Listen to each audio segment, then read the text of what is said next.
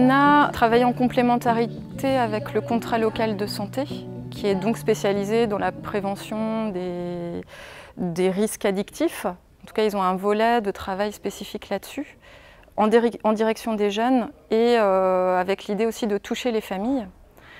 Et nous, notre spécialité, c'est le travail avec les artistes. Donc à la base, on est dans deux univers différents. Donc la difficulté, ça a été de donner un côté poétique et artistique à ce travail de prévention. Donc c'était un défi assez lourd. La prévention, ce n'est pas quelque chose, de mon point de vue, qui doit se décliner au travers uniquement de grandes campagnes nationales. C'est des choses qui doivent se décliner localement. C'est des choses qu'on doit aussi pouvoir décliner dans le temps. C'est une démarche originale et un peu innovante de traiter des sujets aussi graves que l'addiction par une entrée artistique et culturelle. C'est, je crois, une manière plutôt intéressante d'éveiller les sensibilités des plus jeunes pour pouvoir traiter au fond ces sujets.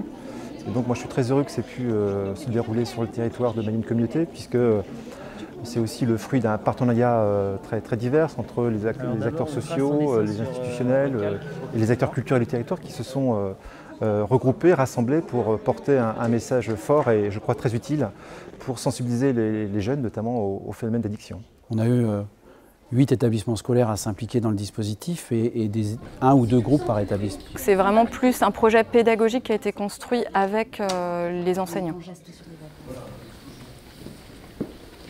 Si je vous dis 10 jours sans écran, vous me répondez quoi? Alors, pas de télé, pas d'ordi, pas de console, ni de téléphone emprunté à vos parents. Ce projet n'est qu'une utopie. Bon bah, on va passer au vote comme vous n'arrivez pas à vous mettre d'accord. On va faire un vote à main levée. Les pour, les contre.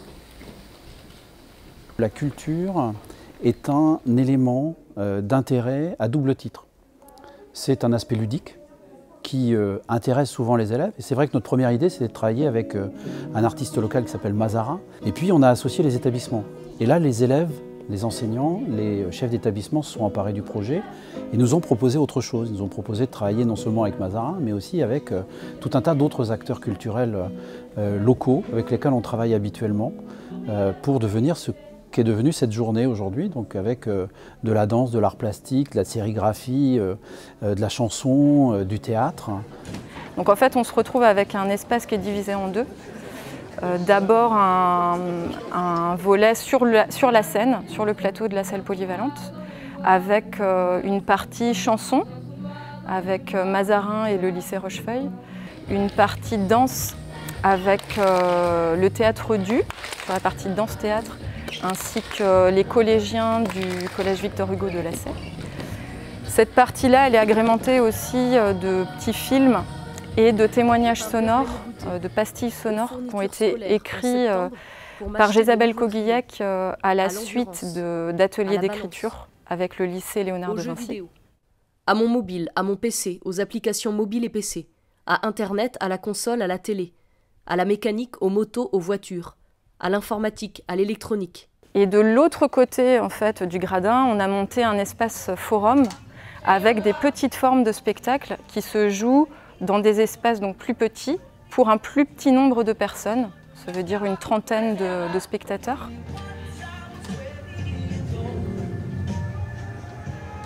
Crayon à lèvres, crayon à lèvres.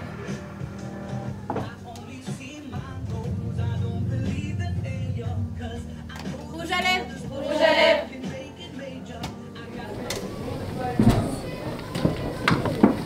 Némésis, la déesse de la vengeance, le punit pour son indifférence envers l'amour d'Écho.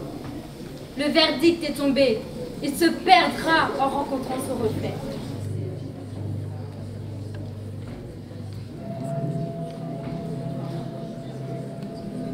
On n'est pas dans une démarche un peu classique de prévention, ce qu'on peut faire avec voilà, des infos ou des discussions. La médiation artistique est vraiment intéressante parce que c'est aussi les élèves là, qui parlent avec leurs émotions parfois, leurs mots, leur manière de s'exprimer à travers justement cette médiation artistique, c'est vraiment intéressant, c'est un plus indéniable. On sait bien que le fait de se mettre, de prendre corps au travers d'un jeu de rôle, par exemple, ça permet plus facilement aussi de faire la part entre ce qu'on vit, ce qu'on a vécu et notre difficulté à s'exprimer, et le fait d'être en capacité de l'exprimer, parce que finalement, c'est pas moi qui parle, c'est le personnage que j'interprète, qui est plus en capacité d'expliquer et d'aborder des sujets qui sont compliqués à aborder. Les élèves, au travers de ce type d'expérience, apprennent à se parler, à s'écouter, à travailler avec d'autres, à se valoriser.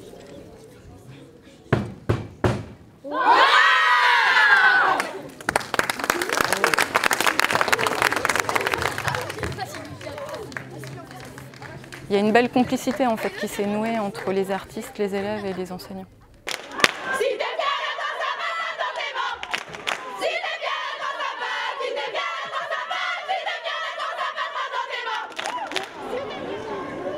Je me suis trouvé avec une classe de seconde, on s'est vu toute l'année.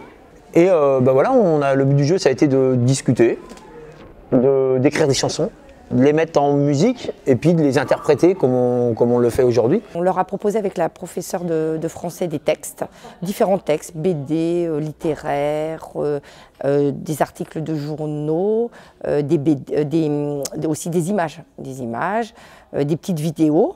Et ensuite, Mazarin est venu se présenter, il a présenté ce qu'il faisait, le travail qu'on allait mener. Et puis on est parti sur un travail d'écriture. Donc on a parlé de leur vie à elles. J'aurais demandé vraiment de parler avec leur cœur, quoi, en fait, voilà. Donc on a parlé vachement de tabac, alcool, mal-être, en fait aussi, qui n'a pas vraiment un rapport pur à la conviction, mais qui peut être un démarrage de pourquoi on commence à prendre des trucs et tout ça. Et donc on sort avec 5 chansons. Avec nos verres colorés, nos regards attristés, on peut s'ambiancer. Malgré nos yeux trempés, je vois ce que je vois, envie de fuir tous les désirs. Quand il vient le désespoir, mon seul pouvoir l'échappatoire. La sensation d'hallucination, je m'isole dans ma camisole. J'ai un trou noir dans ma mémoire, ma victoire c'est de boire. J'ai un trou noir dans ma mémoire, ma victoire c'est de boire. Vers 18h, au casque sur Facebook. Salut à soir.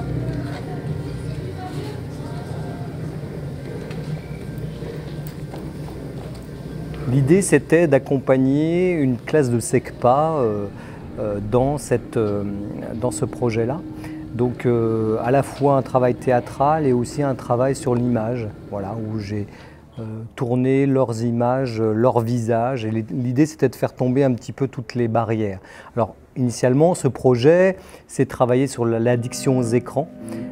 C'est pour ça que je les ai fait travailler sur des scènes théâtrales autour de l'addiction à l'écran, en fait, et de l'abus de l'écran jusqu'à l'absurde, en fait. Voilà. J'ai poussé les scènes jusqu'à l'absurde.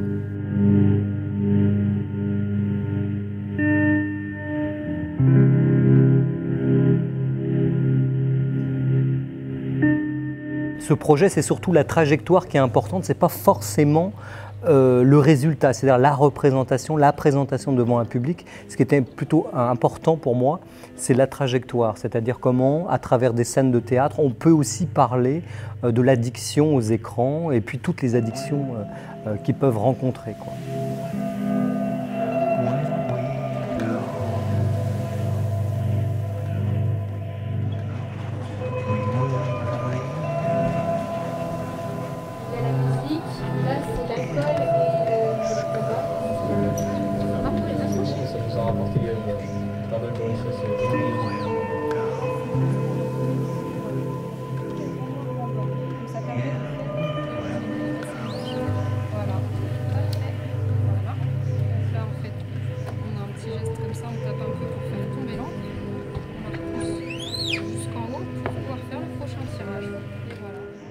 Pour parler de l'addiction, sous forme de danse et de théâtre, au début je trouvais ça assez bizarre, mais c'est plutôt rentable et assez bien.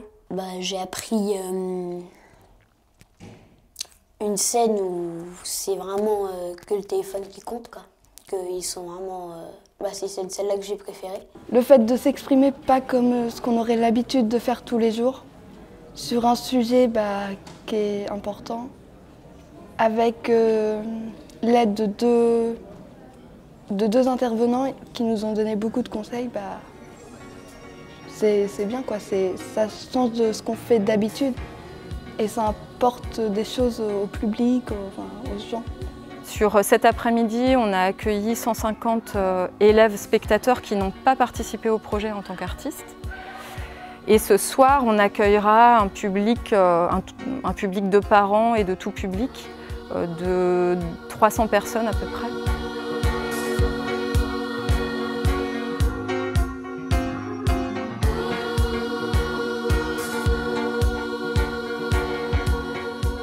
Si on peut avoir plus facilement cette prise de conscience, ben ça gage que ces jeunes-là seront plus en capacité de comprendre leur environnement et de faire des choix dans leur stratégie par rapport à des sollicitations qu'on a. Un ami qui vient vous solliciter pour prendre un verre de plus, pour vous faire découvrir des produits, pour vous amener à jouer en réseau, j'allais dire tardive. Le fait de comprendre les conséquences que ça peut représenter et qui sont des conséquences de long terme, ben ça permettra plus facilement à la personne de dire non. Voilà, ou oui, mais dans 1 heure, je m'arrête. Je crois que ça a interrogé les pratiques, qu'elles soient sur le téléphone, sur les substances.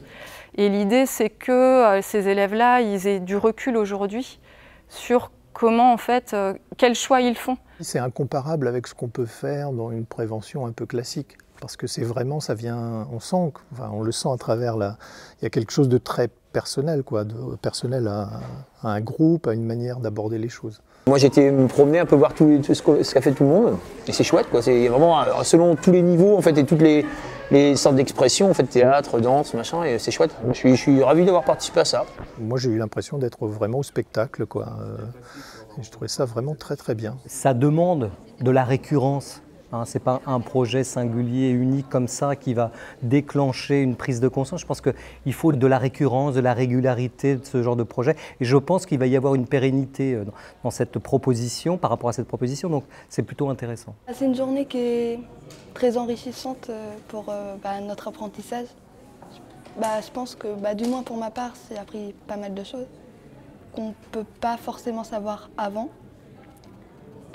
C'est aussi une journée qui est importante, je pense, pour nous sensibiliser aux risques des addictions. Et je pense qu'il faudrait peut-être en refaire. Je pense que c'est important. Dégage tes pas, mon pote. Moi, je sors la tête de la flotte. Mon pote. Moi, je sors la tête de la flotte. Dégage tes pas,